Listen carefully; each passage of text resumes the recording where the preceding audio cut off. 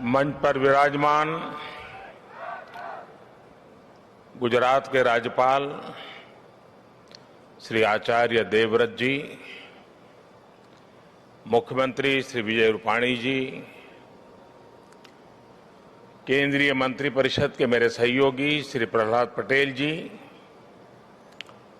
लोकसभा में मेरे साथी सांसद श्री CR पाटिल जी, अहमदाबाद के नवनिर्वाचित मेयर श्रीमान किरीट भाई, साबरमती ट्रस्ट के ट्रस्टी श्री कार्तिकेय साराभाई और साबरमती आश्रम को समर्पित जिनका जीवन है, ऐसे आदरणीय अमृत मोदी जी, देश भर से हमारे साथ जुड़े हुए सभी महानुभाव, देवियों और सज्जनों और मेरे युवा साथियों, आज जब मैं सुबह दिल्ली से निकला तो बहुत ही अद्भुत संयोग हुआ। अमृत महोत्सव के प्रारंभ होने से पहले आज देश की राजधानी में अमृत वर्षा भी हुई और वरुण देव ने आशीर्वाद भी दिया। ये हम सभी का सौभाग्य है कि हम आजाद भारत के इस ऐतिहासिक कालखंड के साक्षी बन रहे हैं। आज दांडी यात्रा की वर्षगांठ पर हम बापू की इस कर्मस्थली पर इतिहास बनते भी देख रहे हैं और इतिहास का हिस्सा भी बन रहे हैं। आज आजादी के अमृत महोत्सव का प्रारंभ हो रहा है, पहला दिन है। अमृत महोत्सव 15 अगस्त 2022 से 75 सप्ताह पूर्व आज प्रारंभ हुआ है और 15 अगस्त 2023 तक चलेगा। हमारे यहां मान्यता है कि जब कभी ऐसा अवसर आता है तब सारे तीर्थों का एक साथ संगम हो जाता है। आज एक राष्ट्र के रूप में भारत के लिए भी ऐसा ही पवित्र अवसर है। आज हमारे स्वाधीनता संग्राम के कितने ही पुण्य तीर्थ, कितने ही पवित्र केंद्र साबरमती आश्रम से जुड़े रहे हैं। स्वाधीनता संग्राम की पराकाष्ठा को प्रणाम करने वाली अंडमान की सेल्यूलर जेल, अरुणाचल प्रदेश से एंग्लो इंडियन वॉर की गवाह केकर मॉर्निंग की भूमि, मुंबई का अगस्त क्रांति मैदान, पंजाब का जलियांवाला बाग, उत्तर प्रदेश का मेरठ, काकोरी और झांसी, देश भर में ऐसे कितने ही स्थान पर आज एक साथ इस अमृत महोत्सव का श्री गणेश हो रहा है। ऐसा लग रहा है जैसे आजादी के असंख्य संघर्ष, असंख्य बलिदानों का और असंख्य तपस्याओं की ऊर्जा पूरे भारत में एक साथ पुनर्जागृत हो रही है। मैं इस पुण्य अवसर पर बापू के चरणों में अपने श्रद्धा सुमन अर्पित करता हूं। मैं देश के स्वाधीनता संग्राम में अपने आप को आहूत करने वाले, देश को नेतृत्व देने वाली सभी महान विभूतियों के चरणों में आदरपूर्वक नमन करता हूं, उनका कोटि कोटि वंदन करता हूं। मैं उन सभी वीर जवानों को भी नमन करता हूं जिन्होंने आजादी के बाद भी राष्ट्र रक्षा की परंपरा को जीवित रखा, देश की रक्षा के लिए सर्वोच्च बलिदान दिए, शहीद हो गए। जिन पुण्य आत्माओं ने आजाद भारत के पुनर्निर्माण में प्रगति की एक एक ईंट रखी, 75 वर्ष में देश को यहां तक लाए, मैं उन सभी के चरणों में भी अपना प्रणाम करता हूं। साथियों, जब हम गुलामी के उस दौर की कल्पना करते हैं जहां करोड़ों करोड़ लोगों ने सदियों तक आजादी की एक सुबह का इंतजार किया, तब यह एहसास और बढ़ता है कि आजादी के 75 साल का अवसर कितना ऐतिहासिक है, कितना गौरवशाली है। इस पर्व में शाश्वत भारत की परंपरा भी है, स्वाधीनता संग्राम की परछाई भी है और आजाद भारत के गौरवान्वित करने वाली प्रगति भी है। इसलिए अभी आपके सामने जो प्रेजेंटेशन रखा गया, उसमें अमृत महोत्सव के 5 स्तंभों पर विशेष जोर दिया गया है। Freedom struggle, ideas at 75, achievements at 75, actions at 75 और रिजॉल्व्स एट 75। ये पांचों स्तंभ आजादी की लड़ाई के साथ साथ आजाद भारत के सपनों और कर्तव्यों को देश के सामने रखकर आगे बढ़ने की प्रेरणा देंगे। इन्हीं संदेशों के आधार पर आज अमृत महोत्सव की वेबसाइट के साथ चरखा अभियान और आत्मनिर्भर इंक्यूबेटर को भी लॉन्च किया गया है।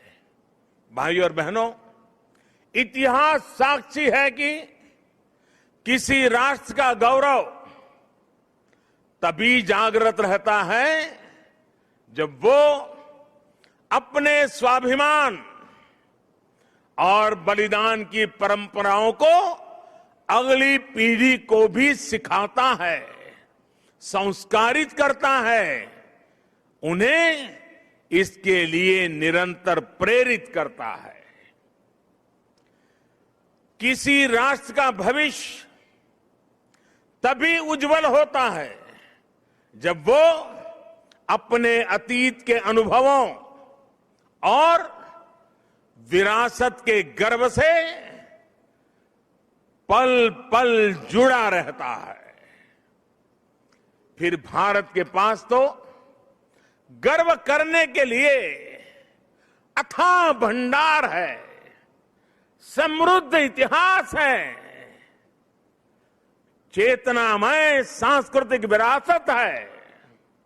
इसलिए आजादी के 75 साल का यह अवसर एक अमृत की तरह वर्तमान पीढ़ी को प्राप्त होगा। एक ऐसा अमृत जो हमें प्रतिपल देश के लिए जीने, देश के लिए कुछ करने के लिए प्रेरित करेगा। साथियों, हमारे यहां वेदों में एक वाक्य है, मृत्यो मृक्षीय मामृताम, अर्थात हम दुख, कष्ट, क्लेश और विनाश से निकलकर अमृत की तरफ बढ़ें, अमरता की ओर बढ़ें। यही संकल्प आजादी के इस अमृत महोत्सव का भी है। आजादी का अमृत महोत्सव यानी आजादी की ऊर्जा का अमृत। आजादी का अमृत महोत्सव यानी स्वाधीनता सेनानियों से प्रेरणाओं का अमृत।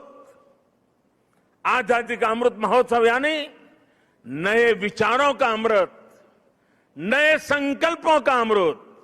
आजादी का अमृत महोत्सव यानी आत्मनिर्भरता का अमृत। और इसलिए ये महोत्सव राष्ट्र के जागरण का महोत्सव है। ये महोत्सव सुराज्य के सपने को पूरा करने का महोत्सव है। ये महोत्सव वैश्विक शांति का, विकास का महोत्सव है। साथियों, अमृत महोत्सव का शुभारंभ दांडी यात्रा के दिन हो रहा है। उस ऐतिहासिक क्षण को पुनर्जीवित करने के लिए एक यात्रा भी अभी शुरू होने जा रही है। यह अद्भुत संयोग है कि दांडी यात्रा का प्रभाव और संदेश भी वैसा ही है जो आज देश अमृत महोत्सव के माध्यम से लेकर आगे बढ़ रहा है। गांधी जी की इस एक यात्रा ने आजादी के संघर्ष को एक नई प्रेरणा के साथ जन जन से जोड़ दिया था। इस एक यात्रा ने अपनी आजादी को लेकर भारत के नजरिए को पूरी दुनिया तक पहुंचा दिया था। ऐसा ऐतिहासिक और ऐसा इसलिए क्योंकि बापू की दांडी यात्रा में आजादी के आग्रह के साथ साथ भारत के स्वभाव और भारत के संस्कारों का भी समावेश था। हमारे यहां नमक को कभी उसकी कीमत से नहीं आंका गया। हमारे यहां नमक का मतलब है ईमानदारी। हमारे यहां नमक का मतलब है विश्वास। हमारे यहां नमक का मतलब है वफादारी। हम आज भी कहते हैं कि हमने देश का नमक खाया है। ऐसा इसलिए नहीं क्योंकि नमक कोई बहुत कीमती चीज है। ऐसा इसलिए क्योंकि नमक हमारे यहां श्रम और समानता का प्रतीक है। उस दौर में नमक भारत की आत्मनिर्भरता का एक प्रतीक था। अंग्रेजों ने भारत के मूल्यों के साथ साथ इस आत्मनिर्भरता पर भी चोट की। भारत के लोगों को इंग्लैंड से आने वाले नमक पर निर्भर हो जाना पड़े। गांधी जी ने देश के उस पुराने दर्द को समझा, जन जन से जुड़ी उस नब्ज को पकड़ा और देखते ही देखते ये आंदोलन हर एक भारतीय का आंदोलन बन गया, हर एक भारतीय का संकल्प बन गया। साथियों, इसी तरह आजादी की लड़ाई में अलग अलग संग्रामों, अलग अलग घटनाओं की भी अपनी प्रेरणाएं हैं, अपने संदेश हैं, जिन्हें आज का भारत आत्मसात कर आगे बढ़ सकता है। 1857 का स्वातंत्र संग्राम, महात्मा गांधी का विदेश से लौटना, देश को सत्याग्रह की ताकत फिर याद दिलाना, लोकमान्य तिलक का पूर्ण स्वराज का आह्वान, नेताजी सुभाष चंद्र बोस के नेतृत्व में आजाद हिंद फौज का दिल्ली मार्च, दिल्ली चलो, ये नारा आज भी हिंदुस्तान भूल नहीं सकता है। 1942 का अविस्मरणीय आंदोलन, अंग्रेजों भारत छोड़ो का वो उद्घोष, ऐसे कितने ही अनगिनत पड़ाव जिनसे हम प्रेरणा लेते हैं, ऊर्जा लेते हैं। ऐसे कितने ही हुतात्मा सेनानी हैं जिनके प्रति देश हर रोज अपनी कृतज्ञता व्यक्त करता है। 1857 की क्रांति के मंगल पांडे, तात्या टोपे जैसे वीर हों, अंग्रेजों की फौज के सामने निर्भीक गर्जना करने वाली रानी लक्ष्मीबाई हो, कित्तूर की रानी चेन्नम्मा हो, रानी गाइडिनल्यू हो, चंद्रशेखर आजाद, रामप्रसाद बिस्मिल, भगत सिंह, सुखदेव, राजगुरु, अत्फाउल्लाह खां, गुरुराम सिंह, टिट्टू जी, पोल रामासामी जैसे वीर हो, या फिर पंडित नेहरू, सरदार पटेल, बाबा साहब आंबेडकर, सुभाष चंद्र बोस, मौलाना आजाद, खान अब्दुल गफार खान, वीर सावरकर जैसे अनगिनत जननायक, ये सभी महान व्यक्तित्व आजादी के आंदोलन के पथदर्शक रहे हैं। आज इन्हीं के सपनों को भारत बनाने के लिए, उनके सपनों का भारत बनाने के लिए हम सामूहिक संकल्प ले रहे हैं, इनसे प्रेरणा ले रहे हैं। साथियों, हमारे स्वाधीनता संग्राम में ऐसे भी कितने आंदोलन हैं, कितने ही संघर्ष हैं जो देश के सामने उस रूप में नहीं आए जैसे आने चाहिए थे। ये एक एक संग्राम, संघर्ष अपने आप में भारत की असत्य के खिलाफ सत्य की सशक्त घोषणाएं हैं। एक एक संग्राम भारत के स्वाधीन स्वभाव के सबूत है। ये संग्राम इस बात का भी साक्षात प्रमाण है कि अन्याय, शोषण और हिंसा के खिलाफ भारत की जो चेतना राम के युग में थी, महाभारत के कुरुक्षेत्र में थी, हल्दी घाटी की रणभूमि में थी, शिवाजी के उद्घोष में थी, वही शाश्वत चेतना, वही अदम्य शौर्य भारत के हर क्षेत्र, हर वर्ग और हर समाज ने आजादी की लड़ाई में अपने भीतर प्रज्वलित करके रखा था। जननी जन्मभूमिश्च स्वर्गादपि करियसी, ये मंत्र आज भी हमें प्रेरणा देता है। आप देखिए हमारे इस इतिहास को, कोल आंदोलन हो या हो संघर्ष, खांसी आंदोलन हो या संथाल क्रांति, कछोहा कछार नागा संघर्ष हो या कूका आंदोलन, भील आंदोलन हो या मुंडा क्रांति, सन्यासी आंदोलन हो या रमोसी संघर्ष, कित्तूर आंदोलन, त्रावणकोर आंदोलन, बारडोली सत्याग्रह, चंपारण सत्याग्रह, संबलपुर संघर्ष, चुआर संघर्ष, बुंदेल संघर्ष, ऐसे कितने ही संघर्ष और आंदोलनों ने देश के हर भूभाग को, हर कालखंड में आजादी की ज्योति से प्रज्वलित रखा। इस दौरान हमारी सिख गुरु परंपरा ने देश की संस्कृति, अपने रीति रिवाज की रक्षा के लिए हमें नई ऊर्जा दी, प्रेरणा दी, त्याग और बलिदान का रास्ता दिखाया। और इसका एक और अहम पक्ष है जो हमें बार बार याद करना चाहिए। साथियों, आजादी के आंदोलन की इस ज्योति को निरंतर जागृत करने का काम पूरब, पश्चिम, उत्तर, दक्षिण, हर दिशा में, हर क्षेत्र में हमारे संतों ने, महंतों ने, आचार्यों ने, भगवतों ने निरंतर किया था। एक प्रकार से भक्ति आंदोलन ने राष्ट्रव्यापी स्वाधीनता आंदोलन की पीठिका तैयार की थी। पूर्व में चैतन्य महाप्रभु, रामकृष्ण परमहंस, श्रीमद शंकर देव जैसे संतों के विचारों ने समाज को दिशा दी, अपने लक्ष्य पर केंद्रित रखा। पश्चिम में मीराबाई, एकनाथ, तुकाराम, रामदास, नरसिंह मेहता हुए।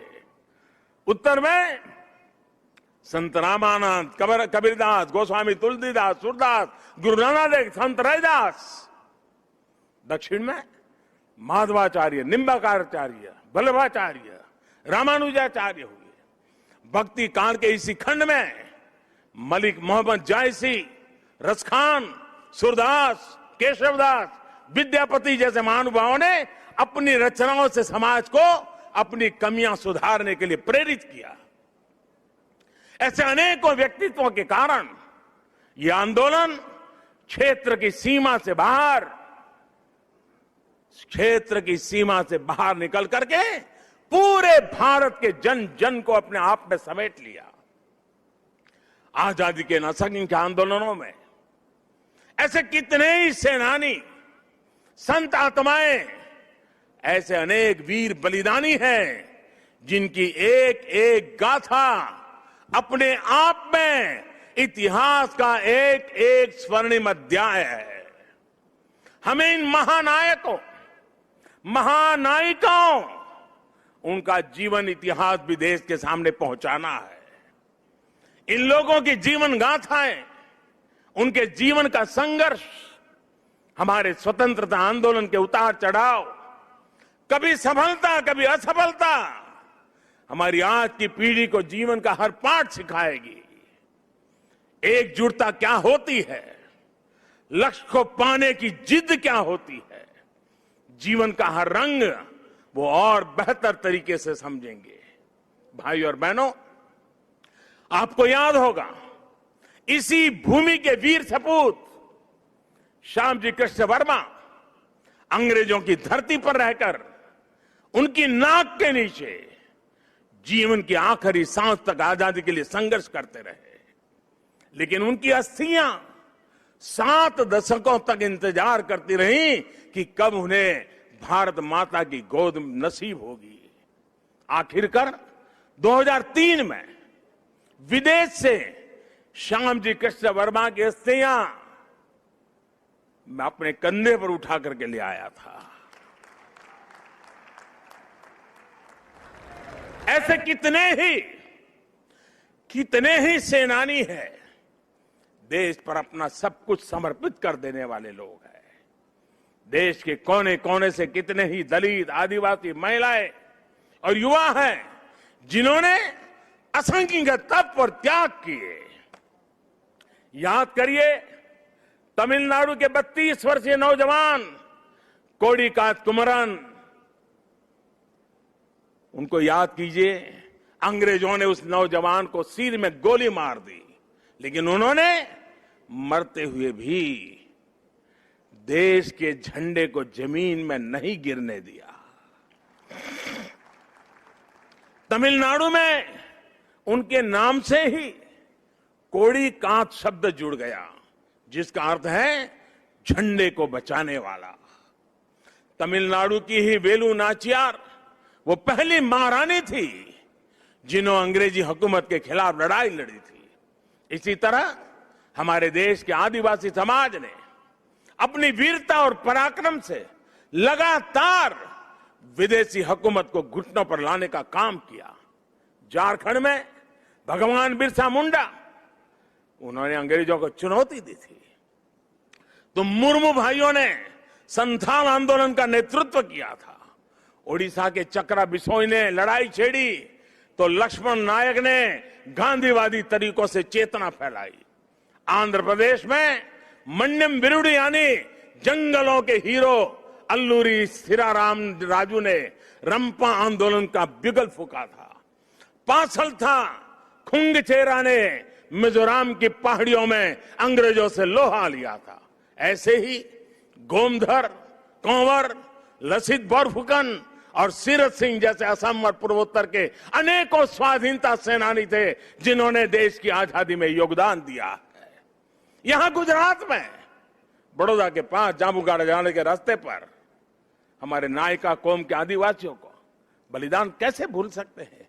मानगढ़ में गोविंद गुरु के नेतृत्व में सैकड़ों आदिवासियों का नरसंहार हुआ। उन्होंने लड़ाई लड़ी। देश इनके बलिदान को हमेशा याद रखेगा। साथियों, मां भारती के ऐसे ही वीर सपूतों का इतिहास देश के कोने कोने में, गांव गांव में है। देश इतिहास के इस गौरव को सहेजने के लिए पिछले 6 सालों से सजग प्रयास कर रहा है। हर राज्य, हर क्षेत्र में इस दिशा में प्रयास किया जा रहा है। दांडी यात्रा से जुड़े स्थल का पुनरुद्धार देश ने 2 साल पहले ही पूरा किया था। मुझे खुद इस अवसर पर दांडी जाने का सौभाग्य मिला था। अंडमान में जहां नेताजी सुभाष बोस ने देश की पहली आजाद सरकार बनाकर तिरंगा फहराया था, देश ने उस विस्मृत इतिहास को भी भव्य आकार दिया है। अंडमान निकोबार के द्वीपों को स्वतंत्रता संग्राम के नामों पर रखा गया है। आजाद हिंद सरकार के 75 साल पूरे होने पर लाल किले पर भी आयोजन किया गया, तिरंगा फहराया गया और नेताजी सुभाष बाबू को श्रद्धांजलि दी गई। गुजरात में सरदार वल्लभ भाई पटेल की विश्व की सबसे ऊंची प्रतिमा उनके अमर गौरव को पूरी दुनिया तक पहुंचा रही है। जलियांवाला बाग में स्मारक हो या फिर पाइका आंदोलन की स्मृति में स्मारक, सभी पर काम हुआ। बाबा साहब आंबेडकर से जुड़े जो 7 दशकों से भूले बिसरे पड़े थे, उनका भी विकास देश ने पंचतीर्थ के रूप में किया है। इन सबके साथ ही देश ने आदिवासी स्वाधीनता सेनानियों के इतिहास को देश तक पहुंचाने के लिए, आने वाली पीढ़ियों के लिए पहुंचाने के लिए हमारे आदिवासियों के संघर्ष की कथाओं को जोड़ता हुआ देश में म्यूजियम बनाने का एक प्रयास शुरू किया है। साथियों, आजादी के आंदोलन के इतिहास की तरह ही आजादी के बाद के 75 वर्ष की यात्रा सामान्य भारतीयों के परिश्रम, इनोवेशन, उद्यमशीलता का प्रतिबिंब है। हम भारतीय चाहे देश में रहे हो या फिर विदेशों में, हमने अपनी मेहनत से खुद को साबित किया है। हमें गर्व है हमारे संविधान पर, हमें गर्व है हमारी लोकतांत्रिक परंपराओं पर। लोकतंत्र की जननी भारत आज भी लोकतंत्र को मजबूती देते हुए आगे बढ़ रहा है। ज्ञान विज्ञान से समृद्ध भारत आज मंगल से लेकर चंद्रमा तक अपनी छाप छोड़ रहा है।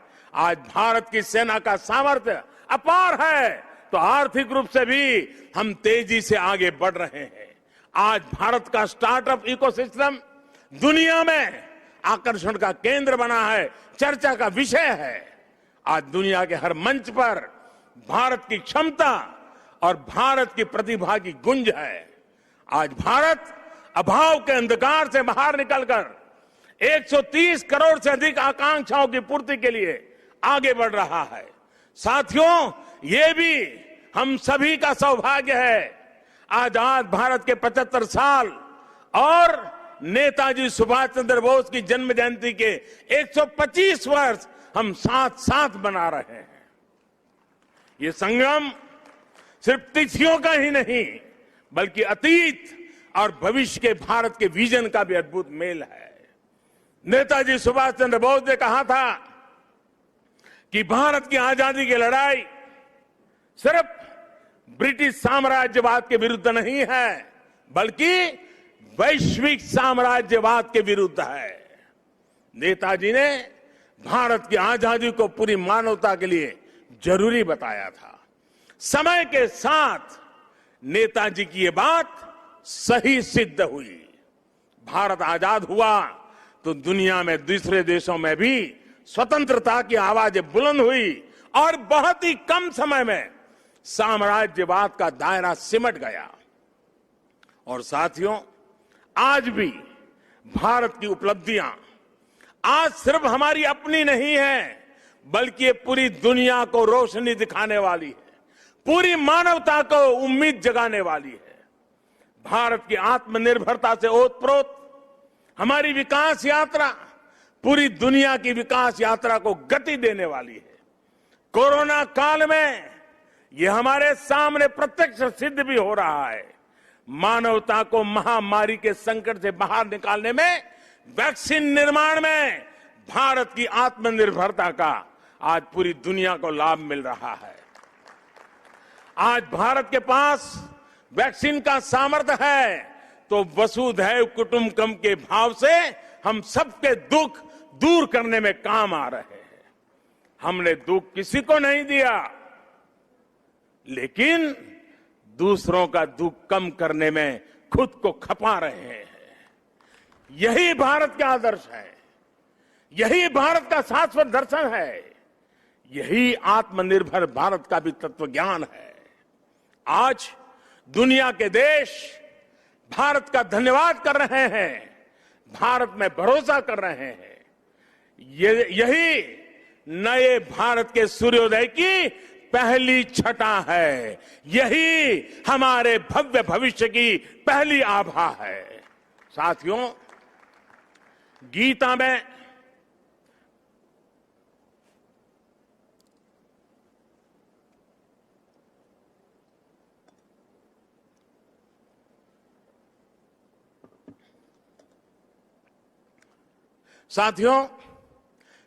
में भगवान श्री कृष्ण ने कहा है, सम दुख सुखम धीरम सह, सम दुख सुखम धीरम सह अमृतत्वाय कल्पते।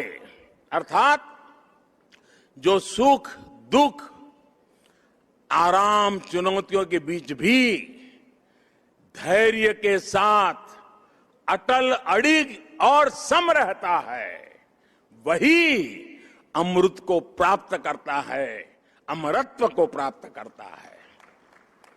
अमृत महोत्सव से भारत के उज्जवल भविष्य का अमृत प्राप्त करने के हमारे मार्ग में यही मंत्र हमारी प्रेरणा है। आइए हम सब दृढ़ संकल्प होकर इस राष्ट्र यज्ञ में अपनी भूमिका निभाएं। साथियों, आजादी के अमृत महोत्सव के दौरान देशवासियों के सुझावों से, उनके मौलिक विचारों से अनगिनत असंख्य आइडियाज निकलेंगे। कुछ बातें अभी जब मैं आ रहा था तो मेरे मन में भी चल रही थी। जन भागीदारी, जन सामान्य को जोड़ना। देश का कोई नागरिक ऐसा न हो कि इस अमृत महोत्सव का हिस्सा न हो। अब जैसे मान लीजिए, हम छोटा सा एक उदाहरण दें। अब सभी स्कूल कॉलेज आजादी से जुड़ी हुई 75 घटनाओं का संकलन करें। हर स्कूल तय करे कि हमारी स्कूल आजादी के 75 घटनाओं का संकलन करेगी। 75 ग्रुप बनाए, उन घटनाओं पर वो 75 विद्यार्थी, 75 ग्रुप, जिसमें 800, 1000, 2000 विद्यार्थी हो सकते हैं। एक स्कूल ये कर सकता है। छोटे छोटे हमारे शिशु मंदिर के बच्चे होते हैं, बाल मंदिर के बच्चे होते हैं। आजादी के आंदोलन से जुड़े 75 महापुरुषों की सूची बनाए, उनकी वेशभूषा करें, उनके एक एक वाक्य को बोले, उसका कंपटीशन हो। स्कूल में भारत के नक्शे पर आजादी से जुड़े 75 स्थान चिन्हित किए जाए। बच्चों को बताया जाए, बताओ भाई बारडोली कहां आया, चंपारण कहां आया। लॉ कॉलेज के छात्र छात्राएं ऐसी 75 घटनाएं खोजे, और मैं हर कॉलेज से आग्रह करूंगा, हर लॉ स्कूल से आग्रह करूंगा, 75 घटनाएं खोजे जिसमें आजादी की लड़ाई जब चल रही थी तब कानूनी जंग कैसे चला, कानूनी लड़ाई कैसे चली, कौन लोग थे कानूनी लड़ाई लड़ रहे थे, आजादी के वीरों को बचाने के लिए कैसे कैसे प्रयास हुए, अंग्रेज सल्तनत के जुडिशरी का क्या रवैया था। सारी बातें हम लिख सकते हैं। जिनका इंटरेस्ट नाटक में है वो नाटक लिखे, फाइनेंस के विद्यार्थी उन घटनाओं पर पेंटिंग बनाए, जिसका मन करे कि वो गीत लिखे वो कविताएं लिखे। ये सब शुरू में हस्तलिखित हो, बाद में इसको डिजिटल स्वरूप भी दिया जाए। और मैं चाहूंगा कुछ ऐसा कि हर स्कूल कॉलेज का ये प्रयास उस स्कूल कॉलेज की धरोहर बन जाए, और कोशिश हो कि ये काम इसी 15 अगस्त से पहले पूरा कर लिया जाए। अब देखिए, पूरी तरह वैचारिक अधिष्ठान तैयार हो जाएगा। बाद में इसे जिला व्यापी, राज्यव्यापी, देशव्यापी स्पर्धाएं भी आयोजित हो सकती हैं। हमारे युवा, हमारे स्कॉलर्स ये जिम्मेदारी उठाएं कि वो हमारे स्वाधीनता सेनानियों के इतिहास लेखन में देश के प्रयासों को पूरा करेंगे।